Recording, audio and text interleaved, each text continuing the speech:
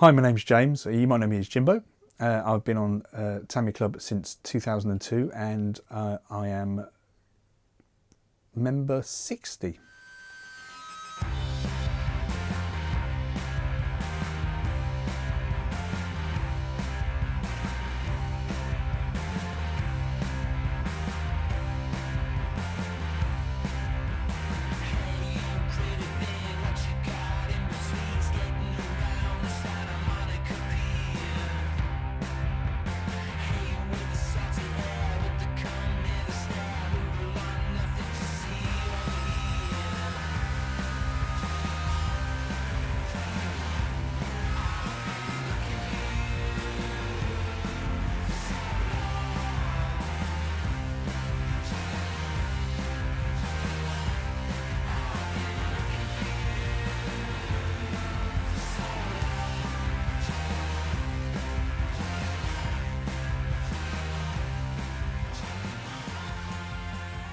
So yeah, my dad was always big on trains. So when I was 5 and we lived in Essex, my bedroom was pretty much 2 beds and an 8x4 train track board, sat on some hobby horses type things. So we always had a reason to go to model shops. So I wasn't a fan of model trains. In fact, I can even remember selling the ones I did have back to house to be able to fund the habit of radio controlled cars, to my dad's disappointment, I think, more than anything else. They're just, yeah, trains go around a track, aren't they? Let's be honest. So my earliest memory of radio controlled cars, my brother, I think in the early 80s, was given some sort of remote controlled lorry. It had the controller and the wheel on it and a wire. It looked huge, but when you're only 7 or 8, I'm sure it was no bigger than this. And it always fascinated me from there. And I think I must have nagged my parents that year to get me my first radio controlled car. Always into some sort of modelling before that. Used to make Matchbox 176 scale tanks and stuff with my uncle when we used to go and stay with him. But first radio controlled car was a Haynes BMW M1 in black. It was amazing on laminate flooring, as you can imagine. But anything else, it would have been awful. Long carpet, it would get stuck. But it was a proper radio controlled car where it could go anywhere up to about 30 metres at least anyway. I remember in I think it was 85, we had a summer, a week before summer break, where we got to do activities, and there was an activity on cars and car engines. So I took my awful BMW radio control car in to show the other kids in this class, and a kid below me brought in a sand sculpture, and I'm like, whoa, what's one of these? And obviously completely outclassed my little cheap BMW, and it looked amazingly fast. And at that point he said, do you want to have a go? And we drove it up and down the playground at what felt like 100 miles an hour. It clearly wasn't, but it felt like it anyway. And that was the first time I'd ever driven or used or seen a Tamiya radio controlled car in the flesh. And from that day on, it's like, I need to get one. I need to get one. Which car to pick for my Christmas present in 85? Would have had a Tamiya catalogue at some point and would have flicked through. But my parents were always, we can't afford that, we can't afford that. We weren't well off as a family, but my parents made sure they would always get what I wanted within reason. The sand sculpture was way out of league. Would have been really far too expensive to get, even though it was still, I think, available then. So it would have been a choice between a grasshopper or a hornet. Watching the videos in Howells would have sold it to us. You know, Howes was the model shop in Oxford to go to when we lived here. It used to be on Broad Street back in the 80s. Used to go in a very narrow, long shop. And the first thing it would hit you would be all the model trains at Hornby and Lima and stuff like that. And then it would open up at the back and be kits on the left, and then a long counter on the right where you choose all your radio control car stuff. And when I hear one of your Eurythmics songs, talking to an angel or something like that, or must be an angel, it always reminds me of going into Howes. Even now when I hear it, just reminds me of how Howes used to be before it moved from Broad Street up to its newer location. Would have gone in and picked a Hornet, and Christmas '85, I was excited. Knew what the box was. There's no point in denying it. You could tell, big, massive box it would have come in. Technic Plus controller, 7.2 volt battery. Boxing Day I wasn't even interested in food. I don't think Christmas Day or Boxing Day. You don't realise how hard, even as a 13-year-old, how hard it would have been to build something like that. Where now I could more like build a Hornet in a couple of hours. It would have taken days. And then the idea of having to paint the inside of a body with polycarbonated paint was all new to me as well. But I can remember getting it built, charging the battery up, slow charger, 14 hours. Next day, fully charged battery, putting it down on the road and just going hell for leather. And the first thing I did was flip it within a minute of finishing it. But never looked back since. Just so addicted with using it. And then you realise that some of the other friends have got some as well. So one of my best mates, still is my best friend now, Jeremy, his brother would have had a sand scorcher that he would have dogged out of his loft. It was held together with tie wraps and blue tack and God knows what else. But we would then be able to use our cars together. So that was my first memory of actually having my first Tamiya. They launched the Hornet's great to a point. I mean, it's great for going up and down the road. Its off-road capabilities aren't brilliant. Let's put it like that. And I think Tamiya had launched the Blackfoot that year as well. And after a bit more pester power for Christmas in '86. I would have got a Blackfoot, but just the kit. So I would have had to take in all the servos and receivers and stuff out of the Hornet to be able to use the Blackfoot, which is better for going and jumping and driving around the forest and places like that. Was a bit more capable and a bit more fun. Because let's be honest, the Hornet was never a racer in the first place. It was only ever fun.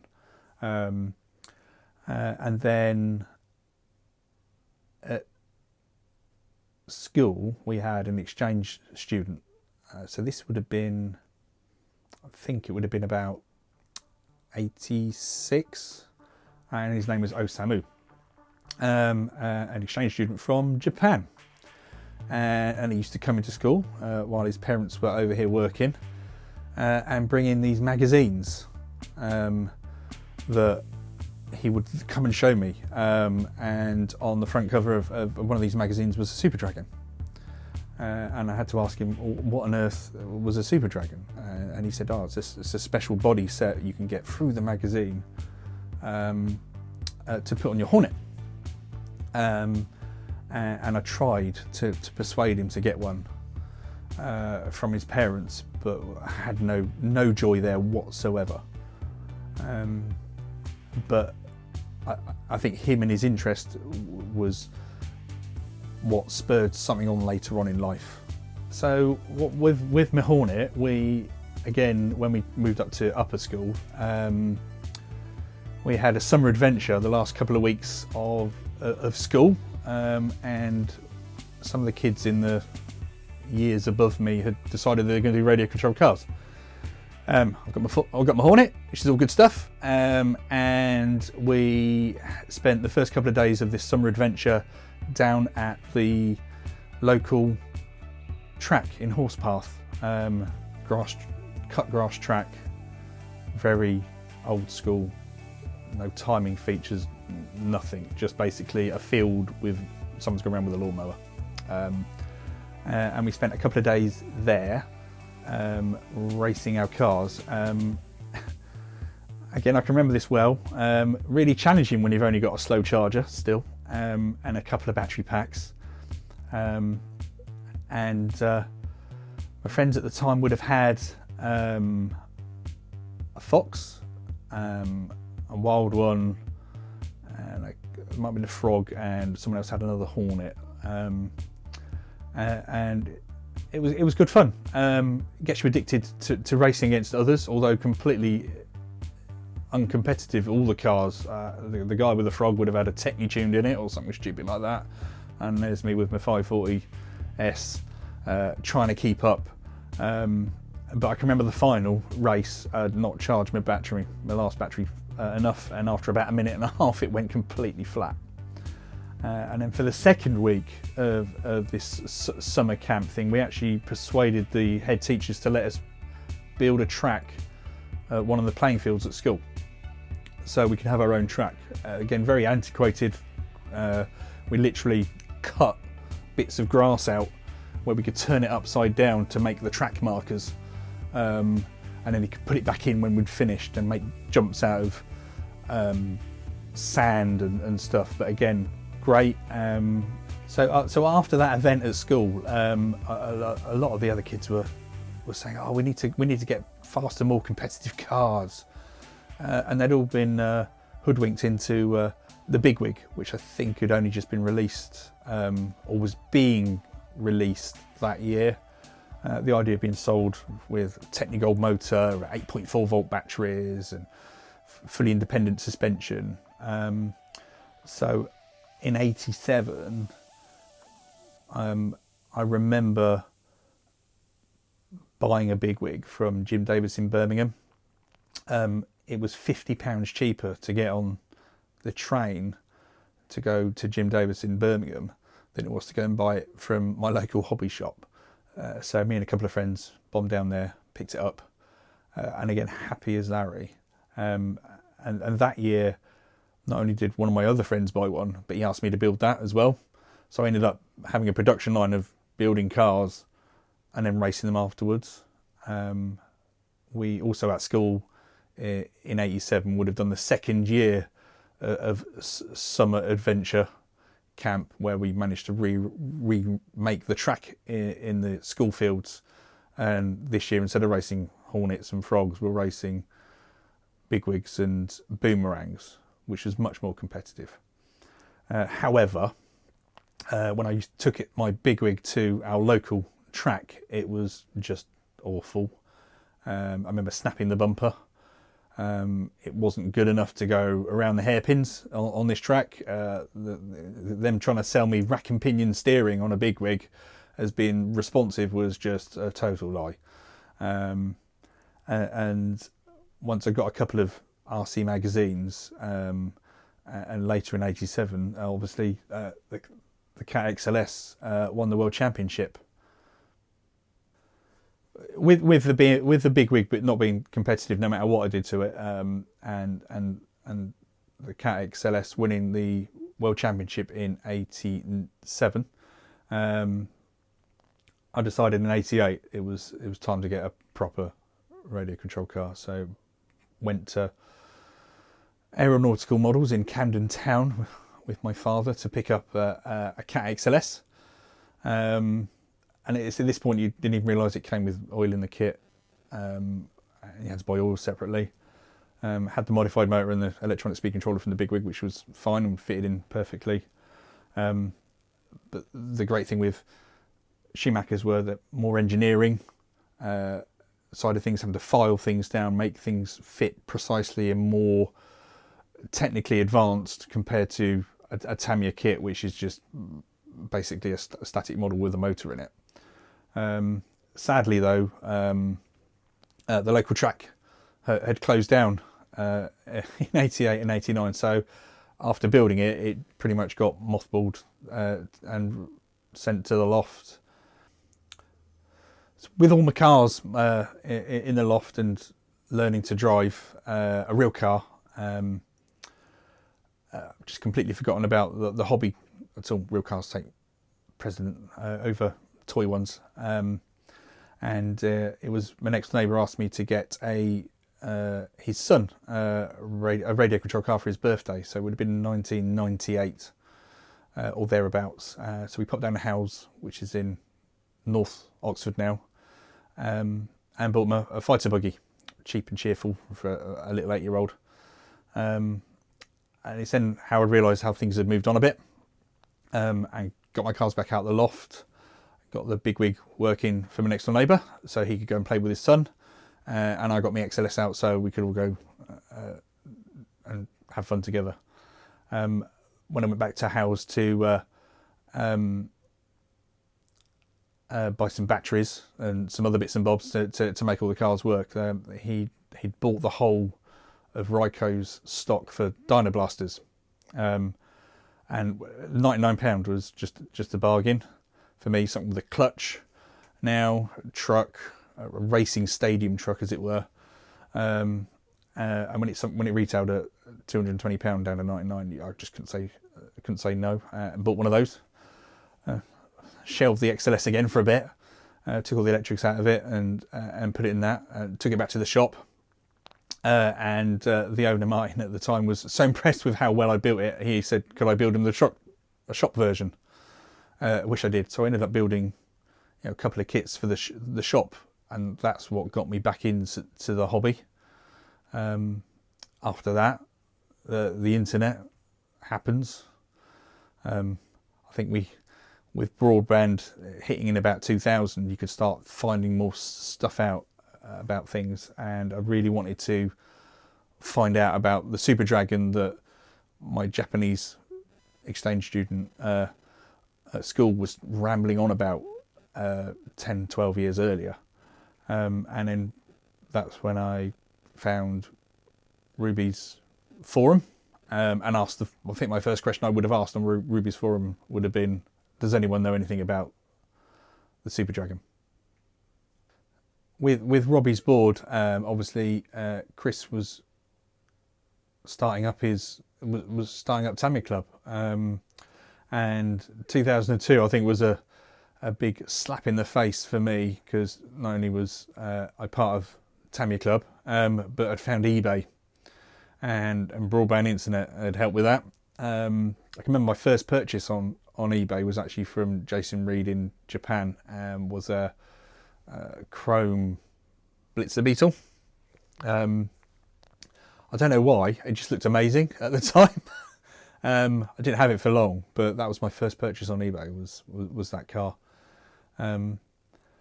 But for me, as much as I love Tamiya's and got all my old cars out and was starting to look at cars that I wanted, my fascination always went back to Schumacher.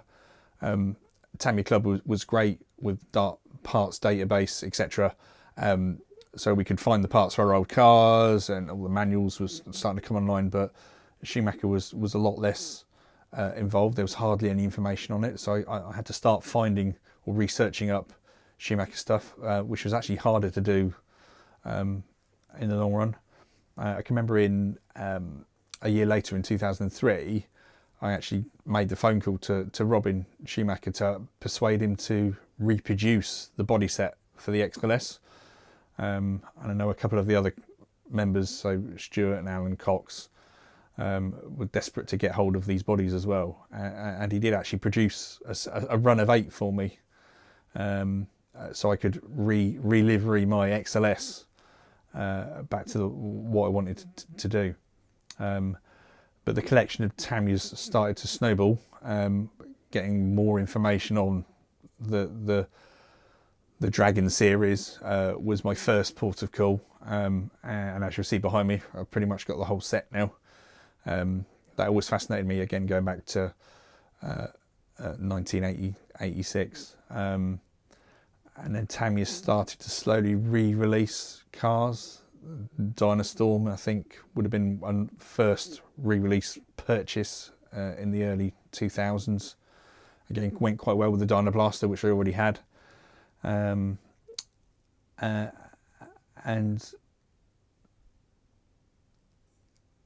yeah, I was more interested in competition cars though, and I think as Tamiya started to slowly re-release the other cars, Hornets, Frogs, they're great because you want them as your childhood. You remember seeing all the videos, you still wanted one, so I still wanted one as well. But they're awful to drive, but great models. And then for me, it was still always going back to the XLS. I never managed to race when I was younger. And in 2008, I think, or 2007, I spoke to Willie Chang in Australia about reproducing Masami's Cat XLS liveried car to celebrate 21 years of him winning the Worlds, which is initially why I got the car in the first place. And after about 3 or 4 months of finding scans of articles, again, the information just wasn't there.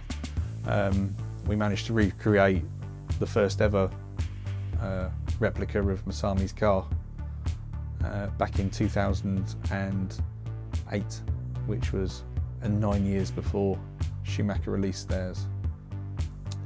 The first Tamiyaclub event was at Clumber Park in November 2002, and that's the first time we ever managed to get hold of or get to see people and their usernames. So Alan Cox, Synchro CNC, Richard Armstrong, who I still see now and again. Obviously Wireless, or Rupert. And this is where I forget people. Stuart Leckie from Scotland, who now lives in Canada.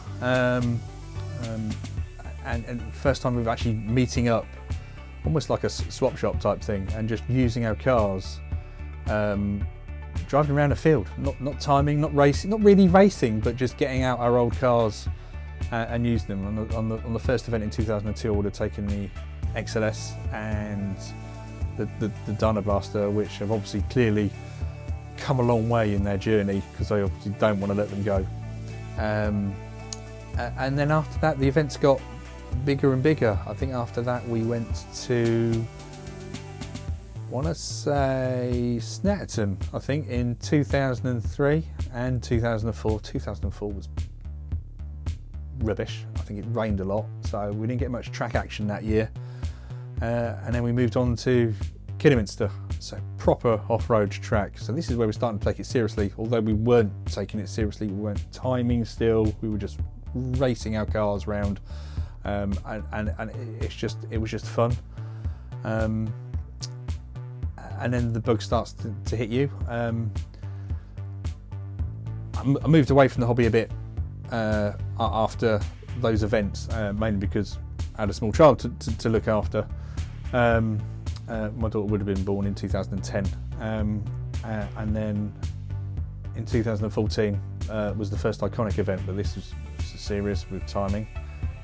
Everyone went completely unprepared in 2014's event. We'd literally just pulled up our cars, picked a car up off, charged the battery off, and went racing, and it was the most unreliable bunch of cars you would have ever seen in the whole event, but it was good fun.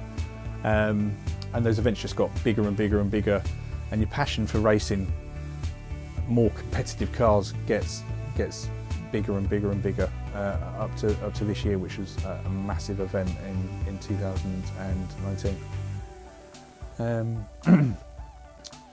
Where's my collection going now? I'm happy with what I've got. I do still like Tamiya models as models, and I wish I'd stop bringing out all these beautiful cars like the Audi and the 190 Mercs and stuff like that, because they just look like great models to build. But if you look behind me, you'll see I'm running out of room. I've still got some serious kits to build, RC10s, Optimas, again, cars we would have had or wished we'd had as small children in competition stakes. But I'm happy with what I've got. Would I sell any of them? More than likely not. Yeah.